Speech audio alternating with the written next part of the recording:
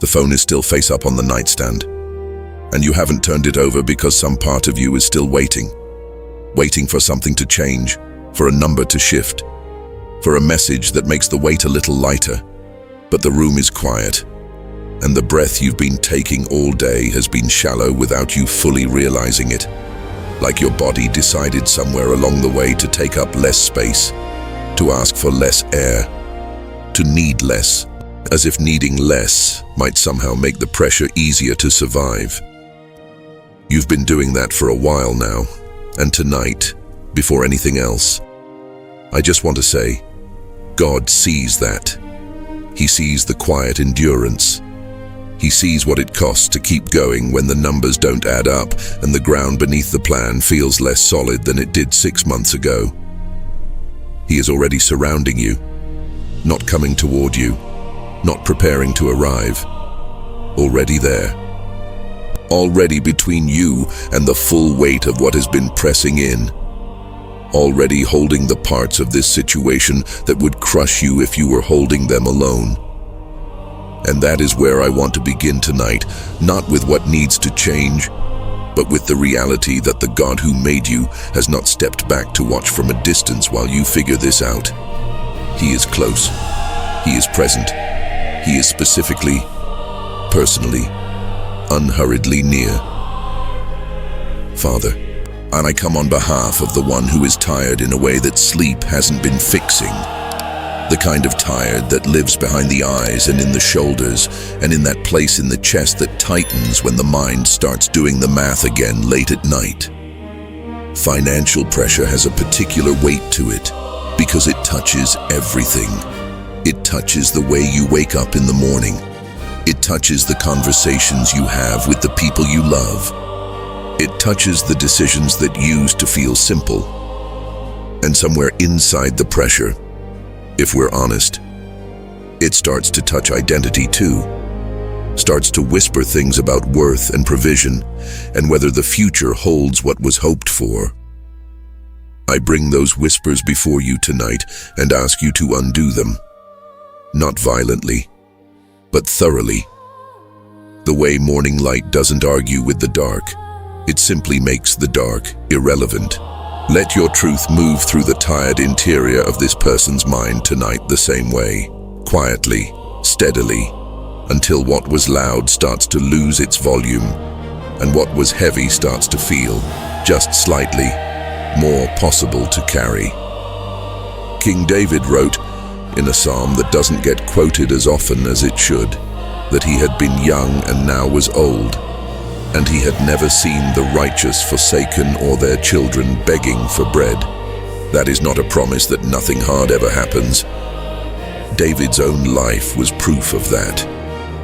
It is something deeper, a testimony from someone who had walked through enough seasons of scarcity and fear and uncertainty to say, from the other side of all of it, that God's provision is not theoretical. It has a track record. It holds. And I bring that testimony before you now as an anchor for the one who needs it most tonight. Today was probably harder than it should have been for something that looked ordinary from the outside. I know that. The gap between what a day looks like and what it actually costs can be significant, and I don't want to minimize that. I don't have perfect words for the specific shape of what you're carrying right now, but I know the one who does, and I know he is not indifferent to it. Take one slow breath before you keep reading. Just let your shoulders drop a little. You're allowed to be human in front of God. He already knows, and he is not disappointed. So we bring the finances before you now, Father, without pretending they aren't real, without performing a faith we have to manufacture. We bring the actual numbers, the actual gaps, the actual fear that shows up at 2 in the morning when the mind starts projecting forward into outcomes that haven't happened yet. We bring all of it and we lay it down. And not because we are giving up, but because we are handing it to someone with better hands than ours. You are the God who opens rivers in the desert and makes roads where there appears to be only wilderness. Not always the way we expected, not always on our timeline, but you make a way. You have always made a way. We declare that provision is not blocked from this life permanently.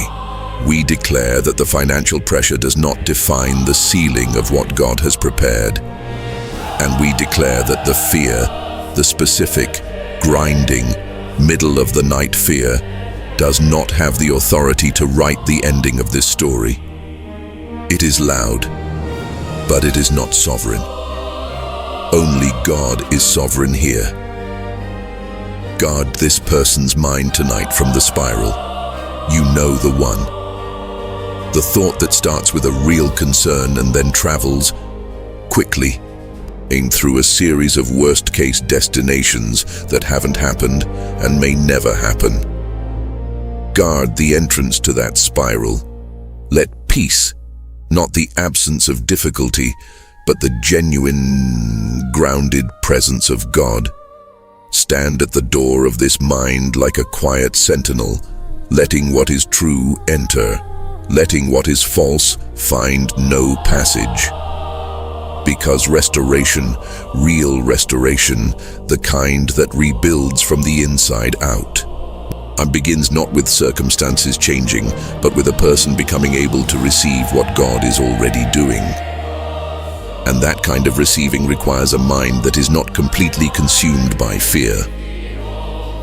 It requires enough interior quiet to notice the provision when it comes, to recognize the open door, to hear the direction when it is given. So tonight, more than anything else, we ask for that quiet. Not silence, not the absence of reality, but the particular, anchored, deeply human quiet of someone who has placed what they cannot carry into hands that were made to hold it. That phone on the nightstand can wait until morning. What God is doing in this moment is more important than any notification. If this prayer is landing somewhere real for you tonight, let someone know they're not alone. Provision is not just a financial word. It is a deeply personal one. It touches the way a person sees themselves in the mirror on a hard morning, the way they answer when someone asks how things are going, the way they sit with their own thoughts when the house is finally quiet and there is nothing left to distract from the reality of where things stand. And Father, that is exactly where I want to meet this person right now. Not in the theology of provision, but in the lived experience of waiting for it. In the middle of the gap between what was trusted for and what has visibly arrived so far. That gap is real. And it has weight. Not just practically, but emotionally, spiritually. Because when provision is delayed, the enemy of the soul is not quiet about it. He uses the silence of unanswered prayers and unmoved numbers to build a case, slowly, brick by brick, that God has forgotten, that faith was misplaced, and that the waiting means something darker than it actually does. And I want to address that case directly tonight, not with volume, but with truth. Delayed is not denied. That distinction matters more than words can fully carry. The seed placed in ground does not produce on the day it is planted, and the farmer who digs it up to check on it every morning does not help it grow faster. He has to trust the process he cannot see. He has to trust that what is happening beneath the surface is real, even when the surface shows nothing yet. Father, that is the posture I am asking you to build in the one hearing this tonight. Not passive resignation, but active, rooted trust. The kind that keeps showing up, keeps being faithful in the small things, keeps moving forward, even when forward feels like it's going nowhere. Because something is happening beneath the surface. We may not be able to see it yet, but you are working in the hidden places, in the conversations that haven't happened yet, in the connections that are being arranged without human hands, in the doors that are being prepared to open at the exact moment they are meant to open. We ask you to protect that process. Guard what you are building from being disrupted by fear, by impatience, by the wrong decision made in a moment of panic. Let patience and wisdom hold hands in this person's life right now, and let them both be strong. We speak now to the invisible blockages, not with drama, not with spiritual performance, but with the quiet authority of people who know that a God who parts seas does not struggle with whatever is standing in the way of what he has promised. Let what has been stalled begin to move. Let what has been stuck at the door finally find the door opening. Let the path that looked sealed from one angle reveal itself as simply a bend, not a dead end, when seen from where God is standing. In the book of Nehemiah, a man faced a wall of rubble and a project that looked impossible from every human angle. His enemies mocked the effort. The resources were thin. The opposition was loud. But he prayed, and then he worked, and then he prayed again, and the wall was rebuilt in 52 days while his opponent stood watching, unable to find a single effective way to stop what God had decided to complete. I bring that image tonight not as a formula, but as a reminder that God has a long history of finishing what he started. Even when the materials look insufficient and the critics are standing right outside. What he has authored in this person's life is not finished. The rubble does not get the final word. Father, I ask you now to move against every invisible obstruction with the same unhurried certainty. Let plans that were arranged to delay this person's forward motion find no traction. Let confusion that was sown over their financial decisions be replaced by clarity that comes from above. Let the right people, the right conversations, the right opportunities begin to surface, not because of perfect strategy, but because a God who directs the steps of the faithful is actively directing these steps. And now I want to speak to something more interior, because provision is not only about what comes from outside. It is also about being able to receive it when it arrives. Fear has a way of closing the hands that are meant to be open. Anxiety has a way of making a person so focused on what is missing that they cannot fully see or receive what is being given. So I ask you, Father, to do a quieting work inside this person that prepares them to receive, to notice, to recognize your hand when it moves. Let the inner static reduce enough that the still, small voice can be heard again. Let the grip that fear has had on this person's perception begin to loosen. We declare that the financial pressure does not define the ceiling of what God is able to do in this season. We declare that every door closed by the wrong hands is subject to being reopened by the right ones. And we declare that the strength to keep going, to keep trusting, to keep showing up with integrity and faith even when the evidence is slow. That strength is being renewed right now. Not as a feeling that arrives on demand, but as a quiet, deep, underground current of grace that holds even when the surface is still turbulent. Drink some water tonight. Seriously, take care of the body that has been running on tension for too long. Rest matters. Sleep matters. The ordinary acts of self-care are not disconnected from the spiritual life. They are part of it. A rested mind hears God more clearly than an exhausted one. A body that has been given what it needs is better positioned to recognize the open door when it finally appears in the morning. Tonight, you don't have to solve the problem. You only have to trust the one who already has. Let that be enough for right now. Just that. Strength is returning to this life, not all at once but steadily, the way color returns to a face that has been pale with worry for too long. Something is shifting in the foundation beneath the pressure, and what shifts there eventually shows up everywhere else. If you've been standing in faith over something that hasn't moved yet, hold on. What God starts, He finishes. Somewhere between the weight of what has been and the uncertainty of what comes next, God is already standing in the middle of the answer, not waiting for conditions to be right, not holding provision hostage to a performance level that hasn't been reached yet. Already there, already working, already weaving together the threads of this story in ways that won't be fully visible until you are standing on the other side of this season looking back. And I want to speak to that, the looking back. Because one of the cruelest things prolonged pressure does is make the future feel like a closed subject, like the options have narrowed permanently, like what was hoped for belongs to a version of life that is no longer available.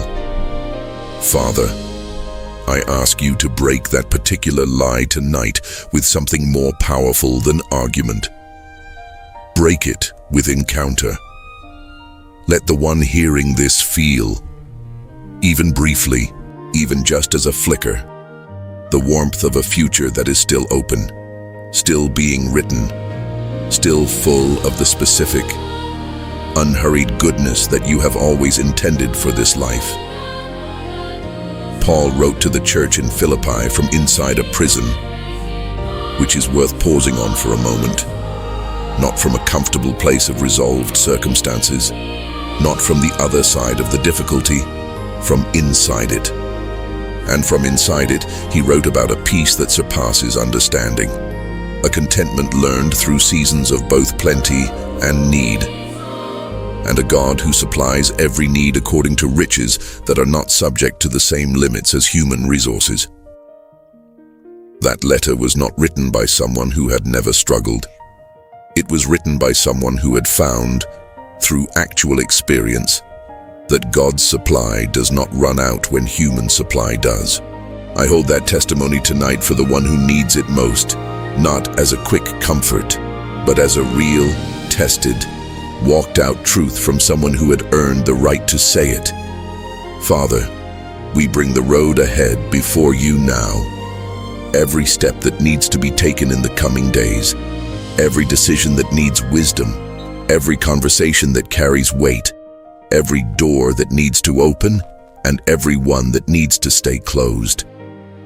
We are not asking you to remove the journey. We are asking you to be present in every step of it, to make your direction clear enough to follow even when the full map isn't visible, to let the next right step be obvious, even if only the next one, and then the one after that. Guard the home through what comes next. Guard the relationships inside it from the strain that financial pressure brings when it is allowed to sit too long without being named and given to God. Guard the communication. Guard the patience between people who are tired of the same conversation and the same unresolved weight. Let your presence in that home be the thing that makes the difference, the reason the atmosphere stays breathable, the reason people can still find each other through the difficulty instead of losing each other to it. And to every scheme, every arrangement, every invisible obstruction that has been working against this person's provision and forward motion, let it come to nothing. Not with retaliation, not with anger, but with the simple, complete authority of a God who does not allow permanent blockage over the lives of those he is leading. What was redirected by wrong hands, let it be redirected again by right ones. What was closed without reason, let it open when God decides the timing is right. What was whispered to discourage, let it find no lasting place to live. The path is not as blocked as it has felt. The horizon is closer than the pressure has been suggesting. We declare that hope is being restored tonight, not the fragile kind that depends on circumstances cooperating, but the kind that is anchored in the character of a God who has never once left a faithful person permanently without provision, permanently without direction, impermanently without a way through. That kind of hope is not naive. It is the most reasonable response available to someone who actually knows who God is. So tonight, as this prayer closes, I want to send you forward with something specific, not a feeling that may or may not still be there in the morning, but a truth that holds regardless of how tomorrow feels when it arrives. You are not at the end of your story. The pressure of this season is real, but it is not the author of your future. God is, and He writes with more creativity, more generosity, more attention to detail than any circumstance has the ability to undo. Rest now, not because everything is resolved, but because the one who is resolving it does not need your help through the night hours. He is awake, He is working, He is already in tomorrow, already in the week ahead, already in the season that comes after this one. And it is good. What He has prepared when you arrive there will feel like exactly what you needed, not always what you expected, but exactly what you needed. Turn the phone over. Close your eyes. Let the weight of the numbers and the outcomes and the unanswered questions rest somewhere other than your chest tonight. May the God who sees every gap in your resources and every gap in your courage fill both with what only He can give. May the road that has felt narrow begin to widen in front of you this week. May the people around you sense a difference in you, a settledness, a quiet, unforced confidence that something has shifted. May your sleep tonight be genuine rest, the kind that actually restores rather than just pauses. May you wake in the morning with eyes that are slightly more open to possibility than they were when you closed them. And may the God of every good and perfect gift, the one who has been faithful in every season before this one, be unmistakably, tenderly, specifically faithful in this one too. He is not finished with you. He is not finished with this. And that is more than enough to rest in tonight. Amen.